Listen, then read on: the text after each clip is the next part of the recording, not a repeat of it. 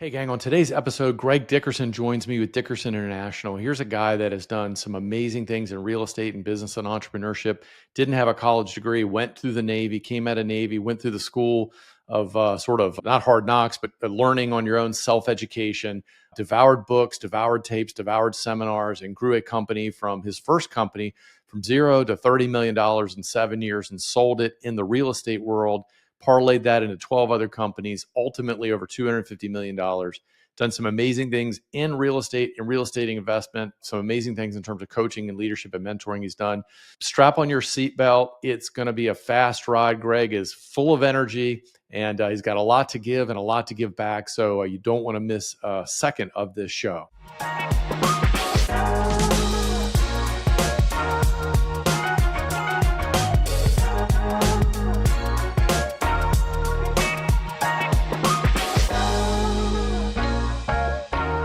Hey, welcome to the show today, listeners. I have the great, distinct honor and privilege of having Greg Dickerson on the show. Greg has been super successful in real estate. He's a serial entrepreneur, real estate developer, and mentor to high-level investors and entrepreneurs. Starting from nothing, he's bought, developed, and sold over $250 million in real estate, built and renovated hundreds of custom homes and commercial buildings, developed residential and mixed-use subdivisions, and started, scaled, and exited more than a dozen companies. Greg currently mentors some of the top entrepreneurs and real estate investors and developers around the world, helping them start, grow, and to scale their business, to raise more capital and do bigger deals. Greg's current clients have over $2 billion in deals in process. So Greg's got a lot going on. I'm excited to have him on the show today. Greg, welcome to the Brick and Mortar Money Show, the what we call the business owner's path to wealth through property ownership. Excited to have you on here today. Hey, Paul, thanks for having me. Yeah, I love the title and the mission. Yeah, absolutely. And I'm excited to dig into your background before we get into what you're doing today and how you're helping to advance the cause and mission yourself. Tell us a little about it. I mean, from zero to 250 million in real estate and all the other things. What happened? What's your story, man? Yeah, and so that was just me, my own money, no investors. I did that all on my own over the years. I've been doing this about 30 years. The bulk of that came in the first 7 years. So in addition to that, my first main company, I started with zero, started from scratch, no money, no investors, nobody in my family are entrepreneurs. I went in the Navy right out of high school. I did not go to college, but I'm very highly self-educated, so I poured into myself. But my journey started with building businesses to generate cash flow to invest in other assets, real estate. So, before I even knew anything about the stock market, and I got into that 08, 09 at the bottom. So I've been doing both ever since. And then I've done hundreds of millions with investor capital and joint ventures, and hundreds of millions in equity capital, buying companies, taking over companies, scaling them, exiting them. But that first initial 250 million, that was just me, my own money, going to the banks on my own, using the cash flow from my companies to compound into the real estate investment. So started in 1997. I was on the Outer Banks of North Carolina, which is a little barrier island off the coast of North Carolina. Most people would know it where the Wright brothers took off, Kitty Hawk, Kill Devil Hills area. Started a little remodeling handyman company with, again, no money, just me, my truck and tools. Did 250,000 in revenues my first year. 7 years later, we were one of the largest builder developers in the area, doing about 30 million a year. And that was my first big exit. I exited that company. But along the way, I started a dozen other different businesses, mostly ancillary to the real estate construction industry. So I had a building company, a real estate company, real estate brokerage company. I had a pool spa landscaping company, hurricane shutter company, electrical company, plumbing company, painting company, etc. Those types of things. I had some restaurants, retail. I had a cheerleading, trampoline, gymnastics program. So it was gymnastics, cheerleading, and trampoline school. Very high level, junior Olympic kind of level coaching. Mostly that was a community passion project. I did ultimately turn it over and take it nonprofit, but that was a lot of fun. Started that one from about 70 members in a very small demographic area, built it into over 300 members in about 6 months, and then ultimately took it nonprofit. That's kind of my long story short. Started that first company, built all those other businesses, and the whole purpose, the whole goal of doing everything I did was I read Rich Dad Poor Dad, and out of that book, I didn't get real estate. I didn't get I want to be Kim and Robert Kiyosaki and Kim. What I got out of reading Rich Dad Poor Dad was I wanted to be Rich Dad. I wanted to be the guy that had all of the companies, that had everybody coming to him with deals and opportunities. He was coaching and mentoring everybody else, which is what I am and what I've been my entire entrepreneurial journey. I'm no expert at any one thing. What I'm an expert at is finding great talent and coaching those people to success. That's what I've done in all my businesses, all my companies. And that's what I saw in Rich Dad, coaching Robert and his friend and teaching them how to become entrepreneurs. But the biggest takeaway was build businesses that generate cash flow to invest in other assets. So that's what I did. And I did that, really went after it that first, 7 years from 0 to 30 million, from 0 to 250 million. And then I've done, compounded it all from there. Like I said, got in the markets at the bottom of, '08 and 9. But here's the biggest thing. During that 7 year journey, I had kids, they were young. I coached every one of their sports. I was there for every single event in their schools. We took 4 weeks off a year on vacations, usually spring break, a couple of weeks at Christmas, and then another, long weekends here or there. I was home every night for dinner, took weekends off. And I had people in all of my businesses. So I was a leader, delegator, motivator. So during all that time, I was also, volunteer at my church, taught Sunday school, church leader on the board, chairman of the trustees. I was on the board of several nonprofits, the Recreation, Parks and Recreation, Education Foundation, Babe Ruth softball. I had all girls, so coached them, all year round. Again, coached all their sports. I was a chairman of the Home Builder Association on the Outer Banks, president of the Remodeling Council. All of that while I was building all of these companies, doing all the things I did, and still was able to live life on my terms, do what I wanted to do, home every single night, had weekends off, took 4 weeks of vacation, and never missed one thing for any of my kids' events, throughout their growing up years.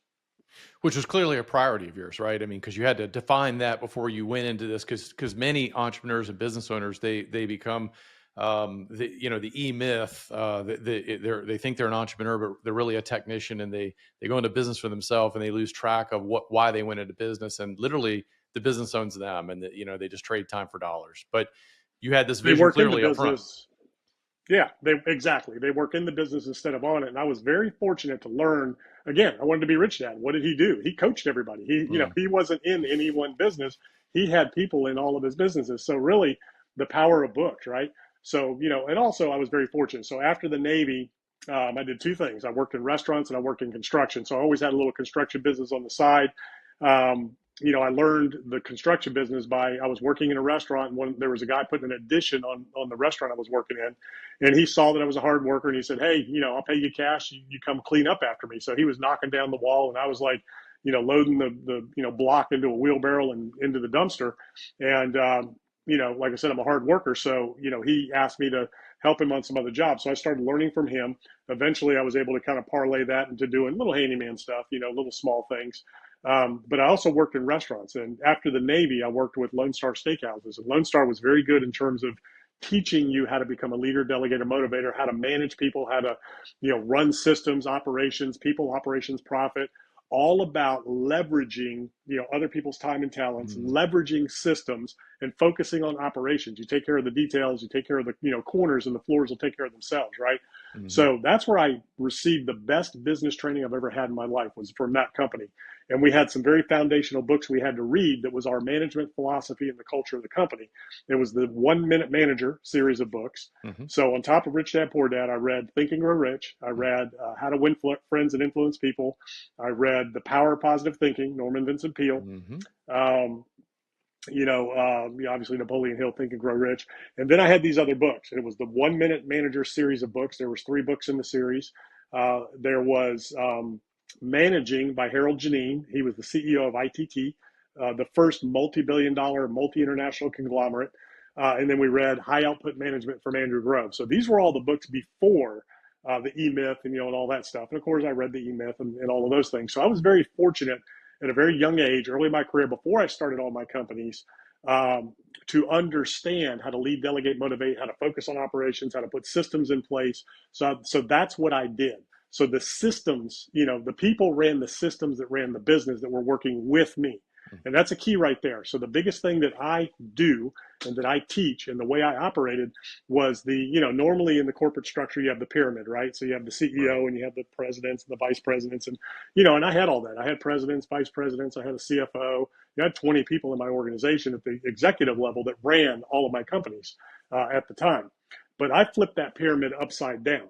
I was at the bottom. I Mm. was not at the top. Yep. I was at the bottom serving up. Yeah. So as a leader, your job is to give everybody in the organization everything they need to be successful: tools, training, systems and support, Hmm. clear direction in no uncertain terms exactly what's expected and when, and then you hold them accountable to the goals.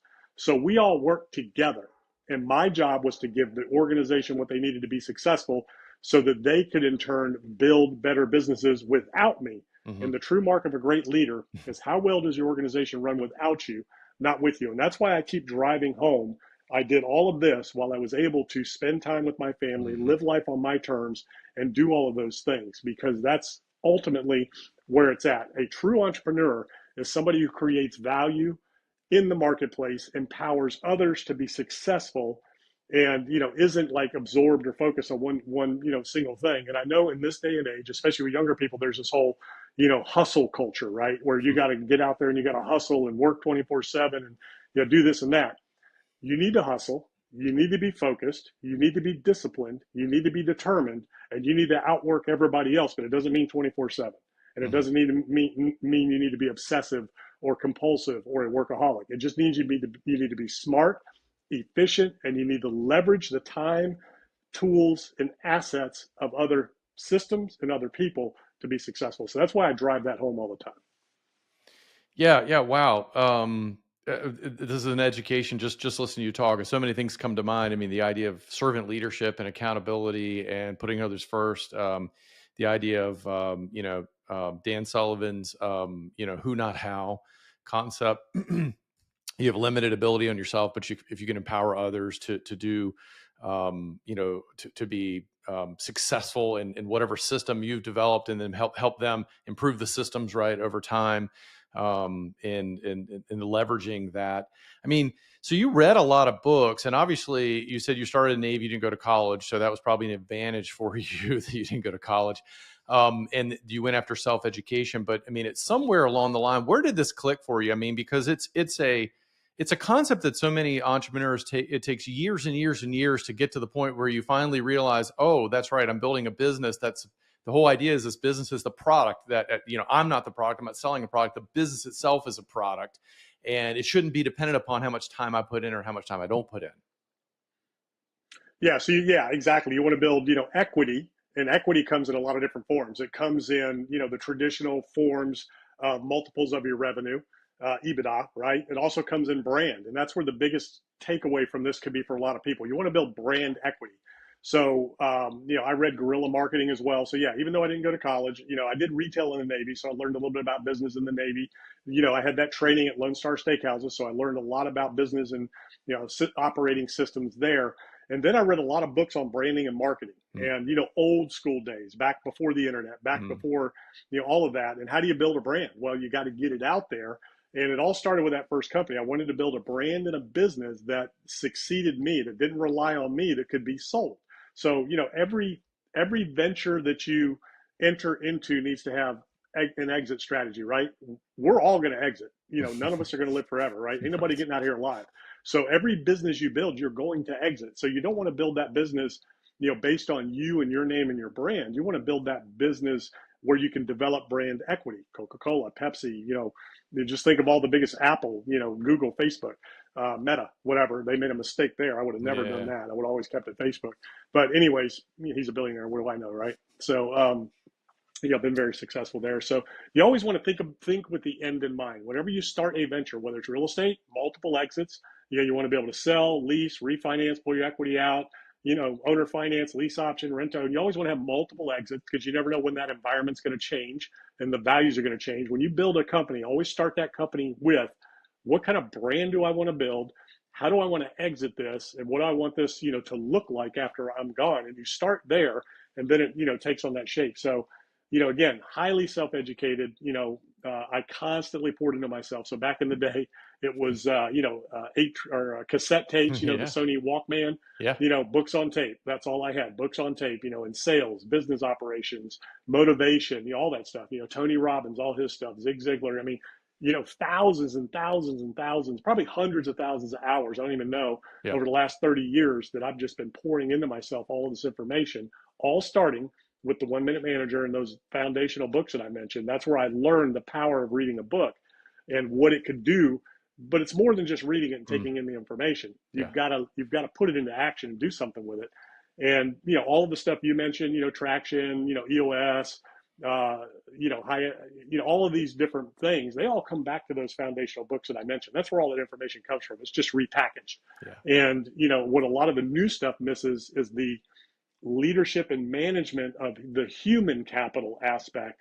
But back to the brand thing and the education. So, went from cassette tapes, the Sony Walkman, to the CD player, to the 80 gig iPod. I still have the 80 gig iPod, the original 80 Hmm. gig iPod, With a hard nothing but drive in it, books on right? tape. Nope. Yeah, Yeah, yeah. I had No that. music, just nothing but books on tape in that. So every second I have driving around wherever I was, out exercising, I walk, at least a half hour to hour every day, always have, staying active and fit. I was always pouring that stuff into Hmm. my head. I was never just mindlessly listening to music. Now I listen to music occasionally, but mostly if I had a minute, I was educating myself, pouring into myself, reading, constantly learning, going to seminars. And then I brought consultants and experts into my companies, Hmm. to train and lead, in all my companies, personality profiling, the one man manager system, all of these things I would bring in and pay these experts, to manage the companies. But the way I built the brand initially, identified a problem when I started this first company as a remodeling company. I bought a house. I was trying to get some work done. Nobody would return my phone call. So where there's a problem, there's an opportunity. So I started this little remodeling handyman company just to do, the little things that nobody would return your call Sure. for. Sure. But I always had that end in mind. I said, what kind of company do I want to build? I want to build something that sounds like it's been here forever, so that I had instant, brand equity, Right. sounding like I'd been there forever because I just moved there. Um, so I came up with Outer Banks Construction, and I didn't want to limit myself to just remodeling because I knew eventually I might want to build this thing. So I said, okay, nobody has the name Outer Banks Construction. I couldn't believe it. So I went, registered the name, Right, on got the the Outer trademark. This Banks, is right? back, yeah, I was on the Outer Banks. I mean, there was Outer Banks Yeah. everything, but no Right. Outer Banks Construction. Right. Made me sound like I'd been there for years, instantly. Instant credibility in the marketplace, even though I'd only been there a few months. So I went and registered the name because back then, again, there was no Google, there was no .coms. This was before computers and all that stuff were Mm, really a thing. right. This was 1997. I didn't even send my first email till 2001. I didn't get my first smartphone until 2011, right? And I'm very good with technology, very, very sophisticated with technology. But anyways, I said, okay, I want this to sound like I've been there forever, and I wanted to be able to capture the market and not limit myself. So I didn't call it remodeling. I didn't call it handyman. I called it construction because I Mm, wanted to be a builder. That's what I knew. So that opened us up, to everything. We ended up doing all kinds of residential, commercial, multi-million-dollar beach houses, and tearing down hotels and rebuilding them. It started with flipping a couple little houses to buying hotels and building multi-million-dollar beach houses, and I started doing commercial and multifamily, industrial. I did land development. All in that, Outer Banks, North Carolina to Virginia region, has kind of been my territory over the last 30 years. And then ultimately, when I sold my building company, I just became a developer where I would hire builders, to do the actual vertical for me, and just leverage, the time and talents of others instead of self-performing. So that's kind of how it all evolved. But yeah, the key takeaway is begin with the end in mind. Whatever you're setting out to do, think of a brand that can build equity just in the brand alone, in the name, long after you, and then you have multiple exit opportunities as you go along. Well, along those lines, so you talk about like beginning with the end in mind, and as you go out and you're building, like you're starting with the first opportunity. You're like, okay, here's a handyman opportunity, but then now I want to ultimately I want to do construction. I mean, I imagine that at the early phases of this journey, you didn't see doing necessarily hotels and larger industrial buildings and that sort of thing, but it's something that was a progressive thing. I get the sense that as you had some success and a taste, you kept expanding that vision, right? To say, hey, we want to make this bigger and bigger and bigger to improve the brand and strengthen the brand. Because you have a lot of people, we have a lot of investors that are just getting started. They have a hard time seeing that far, but you and I both know that it's a journey, it's a process. We don't have. I mean, most of us don't. We're not born thinking, okay, I'm going to be flying a Learjet. And we have the pictures on the wall, right? But it takes a little while to kind of get there. So what was that like for you in the journey? Was it a kind of a progressive thing that you had one success, like, okay, I can see a little bigger, and then now you're surrounding yourself with other people that are opening doors and opportunities, and of course all the books you're reading and the people you're associating with are expanding your vision as well. So it's kind of a feedback loop that kind of grows over time, right? Sort of upward towards that end vision. So I always had the vision. So, let's go back. So I'm two things. I'm a natural born entrepreneur. So I started out as a young age. I was very fortunate. Again, we didn't have a lot of money. My dad was military, career military. He went in enlisted, came out an officer. So he's a hard worker. He was a Mm, leader. So I kind of picked up on some of that from him. But um, he wouldn't give me anything as a kid. If I wanted something, he said, well, you need to go figure out how to make the money to get it. mm, So I learned very early, if I want something, I need mm. to figure out a way to create value in the marketplace so I could get the money to get what I wanted. And like I wanted to take karate. He said, hey, go earn the money and pay for your karate lessons. So those were the lessons I learned. And I would use his lawnmower. I'd go around, knock on your door. Hey, my name's Greg. I live down the street. I need to make some money. I want to take karate lessons. What do you need done? I'll cut your grass. I'll rake your grass. Wash your car. I'll babysit your kids. I don't care. I need to make some money. Right. So that was me. I was not afraid to knock on doors, and I was not afraid to ask for what I needed, but I provided value first in exchange Sure. for that. So I learned that at a young age. And I even had to pay my dad for the gas for his lawnmower, had to clean it. If I used his stuff, I had to pay him a percentage of what I made to cover those costs. If I drove his car when I was young, I had to bring it back with a full tank of gas and clean and wash, and somehow it was always God on bless empty him. on Friday when I needed it, right? Yeah, it was always Yeah. dirty and empty on Friday when I needed it. And I had to Imagine bring that, it back right? on Sunday. You had a full tank going into the week, right? Yeah, yeah, So, yeah, anyways, valuable lessons. yeah. The other thing, that I learned at a young age. So I always played with erector sets and Tinker toys. If Mhm. you remember those, Yeah. back in the day, I'm 56. So, those were the things. So I loved building things. I loved, creating and building. And I always wanted to be a builder. I always wanted to build buildings, right? That was a vision that I had. I just didn't know how to do it. Right. I didn't know how to do it. I didn't have the means. I didn't have the education, those types of things. So when I started out in remodeling, the goal was to ultimately be a builder and build buildings, but I didn't know how to do it. So I figured, okay, I'll start with this. It's easy. I know how to do little things. Hmm. And I'm not a craftsman. I'm not skilled at all, but I can fix stuff. So I started out like repairing door locks and putting a screen on and building little decks. Hmm. I mean, whatever I could do. And as the company grew, initially, that's all we focused on was remodeling because nobody else did. Other people were building houses and they didn't have time for the little jobs. So a lot of my work came from the other builders that Right. didn't have time to do the little stuff. So I started out doing that. And then as the company grew and as I learned more and more, ultimately got my general contracting license, I realized that the bigger dollars were in the bigger structures. So again, I didn't know how to build a house before I started building multi-million-dollar beach houses. So what did I do? I went and hired some of the best people from the best, biggest companies in the area that have been there 20 years, Mm. building the types of houses and buildings I wanted to build. So I went and recruited them to come to work with me and build this company together. And then same thing when I got into commercial, I didn't know how to do it. So I hired somebody who knew how to do commercial construction. I brought them in to work with me to build a company doing commercial construction, on and on. Same thing with all of the other different companies. I mean, I don't know how to, I'm not a painter, I'm not an electrician, I'm not a plumber, HVAC. I don't do all those things. These were either opportunities that came to me asking me for help, people that worked for us as an Mm. organization doing our subcontract work, like my plumber. He was one guy, it was him and another guy. They had two trucks and he was going bankrupt and about to leave the area.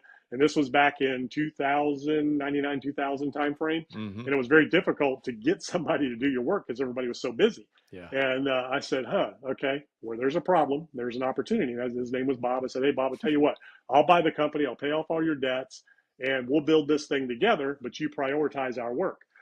So that's what we did. And I went and I took him over instantly, went out and bought 8 trucks. So we took him from 2 trucks to 8. There was another big plumbing company that was imploding and going out of business.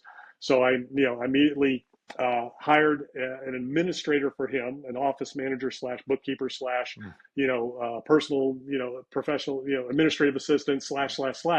That was my first key hire too. Initially, it was just me, my truck and tools. My first key hire Wow. was that office manager, bookkeeper, Mm. administrative assistant, executive assistant slash. And she ended up working for me and with me, for the entire time until I exited that company. And she ran all of my businesses. One person kept the books and ran all of that stuff for me for all my businesses and all my real estate deals and all that. Of course, we had a CFO and we had an Hmm. accountant outside the firm as well. So, anyways, we put that person in position with him, hired supervisors, and grew him, and he became the largest plumbing company. Went from doing a couple 100,000 a year to over $1 million a year in a matter of months. Wow. From me coming in, taking him Hmm. over, blowing him up. How did we create the brand? So this was back before the internet, back Mm. before Facebook ads and social media ads and all that. So what I did was when I wanted to build my company, and build his company, we took out full page ads in the phone book. That's back when people Mm, actually used a phone I book. remember those And days. yeah, and full page ads in the newspapers. People thought I was nuts. I spent a ton of money in the phone book and the newspapers. It ultimately turned into, one of the best investments you could ever make because it put us out there on the map Mm, and instantly generated all kinds of business. And then again, just like a little kid knocking on doors, I told you all of my work as a remodeling contractor came from other builders. I went to the meetings where they were and said, "Hey, all I do is remodeling. If you have anybody you can't get to, send them to me." mm, And I didn't even pay referral fees or anything. They were just happy to have a resource right. to refer their customers to. Same thing in the plumbing. I leveraged all those relationships as, "Hey, I got a plumbing company. We'll prioritize your work."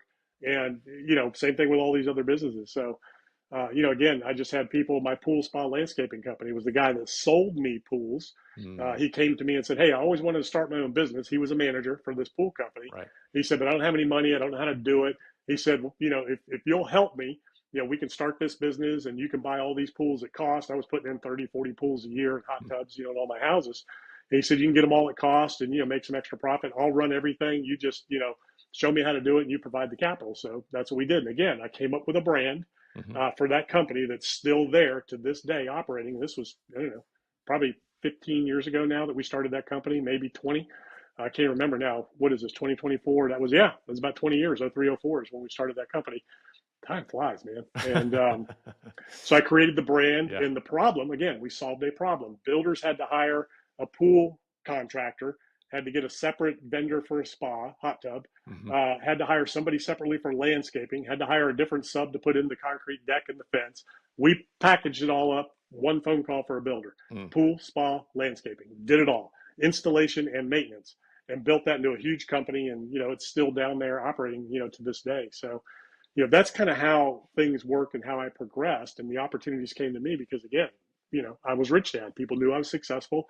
They knew that I was somebody you could come to, for help or, to do something with. And you know, I didn't do something with everybody who came. Sure. Not everybody was right for it, but I was good at understanding who's the right person. And it usually started with somebody coming to me, first that had already been kind of successful somewhere else and or Mm, had an idea or a vision, and they came to me and said, "Hey, I want to do this thing." They took the initiative and showed me that they had what it took to be successful. And then others, as I grew my businesses, I would pluck them from other companies where they were successful. I would recruit them to come mm. work with me and build the company. And I did that in all of my companies. Which, because of the brand that you had and success, obviously you were a very attractive place for these top producers to want to come join your team, be a part of your organization that you're developing. So what? So sort of winding down now. So what are you doing today, Greg, to help for yourself, for your business, for your enterprises? And obviously, you've been intimately involved with people and coaching and mentoring the whole time, and this is really your secret sauce. So what? How are you helping people today? I mean, what's your focus? Yeah. So, now I do, people started approaching me about 3 or 4 years ago, wanting me to coach them. Mm, I've been on a couple of podcasts and things, and they asked me, "Hey, would you coach me?" And I'm like, "Well, I don't really do that. I've done that in businesses." And they're like, "No, I just need somebody to coach me in my business." And it was, a lot of real estate, some of them just growing companies. So now I'm kind of in my giving back stage. I've done all these different things. I've got all this mm, experience. So now, I don't know, I've had about 100 people come through my system over the last 3 or 4 years, and I'm coaching all around the world doing all kinds of things, teach them how to be real estate developers, teach them how to, grow and scale their real estate. Could be syndicators. I've got people that started with nothing and, help them, do their first 100 million in, multifamily deals or commercial or whatever it is. I've got people I've taken from 100 million to a billion, assets under management. I've got people that I'm helping them scale their companies and do roll ups, for an exit. All kinds of different things. Teaching people how to raise capital, how to build companies like I did, how to recruit, train, hire, lead, delegate, motivate, how to implement systems, put systems in place, but, take action and implement those systems, and how to kind of do what I did. So, that's kind of the stage I'm in my life and why I created the courses that I have and the coaching programs is, that's my school of entrepreneurship to kind of give back, and do what I love. I love coaching. I love building, I love building things, but the most important thing, what tickled me more than anything else, I love building people. I mm, love helping other people achieve the dreams and the visions and the goals that they had in their mind. Like the plumber that came to me, he was broke, he was bankrupt, he was about ready to give up, leave, pack up, and go back to West Virginia where he came from, mm, and never owned a house. Never had really done any more than a couple of trucks, and he was doing okay. And by me helping him, he was able to buy his first home. He was able to, build his life, and just, send his kids, to the schools he wanted to and take the vacations he wanted to take and all these different things. So helping people change their lives and their families' lives and reach their goals. But more importantly, everybody I work with, the number one thing I hear from is I would never have been able to, you know, give back in the way I do if it wasn't for you. Like it could be, a ministry thing, it could be a community, nonprofit, it could be whatever it is. Everybody has these projects that they want to support, these things that they want to do. People want to help other people. They want to give back. You have to put yourself in a position to be able to give back. And to me, that's impact. So what I'm after the rest of my life, and I've kind of done it being on boards of nonprofits and, helping in the communities. I've always been, a big, supporter and advocate for community organizations, both, in the nonprofit world, in the faith-based world, and, as multiple sports organizations for kids, things like that. I've always been very passionate about kids and youth sports, so being able to help people impact their world and that butterfly effect that goes out there, right? We're only here for a very short time. Yes. You can spend your entire time on this planet, on this earth, in this life, whatever you believe, you're getting one life. You can spend all that time consuming and, selfishly consuming, everything that you've done. That doesn't fill most people, and it gets boring. Right. It gets dull. But when you pour into other people and you see the impact and you see them flourish and you see them be successful and you see that sparkle in their eye when they finally reach the goals that they're trying to reach, to me, that is the most exciting thing that any deal you can ever do. I've done all kinds of deals, all kinds of businesses, made a ton of money. It's fun and it's exciting and all that, but nothing is more exciting or inspiring than helping somebody else figure out why God put them on this earth and helping them live that out and impact their world. So that's why I do what I do. There's just nothing else that can match that feeling. Well, that's a great mission. I agree 110%. I think that's, as Maslow would put it in the secular world, right? The hierarchy of needs. As we move up, we have purpose and we want to help others. And you also said you can't do it if you don't have, you didn't say specifically the resources, but you have to have the resources of time, of money, of influence. The more you have, the more you can help.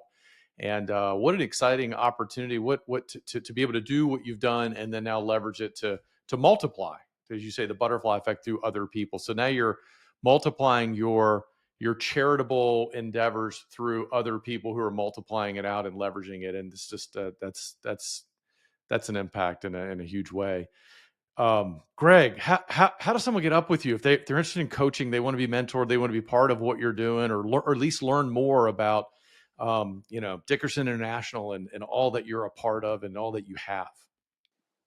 Yeah, so just go to my website, gregdickerson.com, dickersoninternational.com. Both of those lead you there, but the easiest one to remember is gregdickerson.com.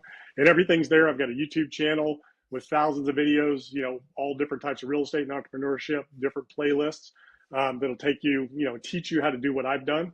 I've got courses if you want to take it to the next level. And then, if you're looking to really, achieve that level of success and really impact your world, then I do one-on-one coaching and mentorship. And, I've got people all around the world that are just knocking it out of the park and killing it. And all their testimonials are on the website in terms of, what they've been able to achieve, but more importantly, how they've been able to give back. That's what's really cool.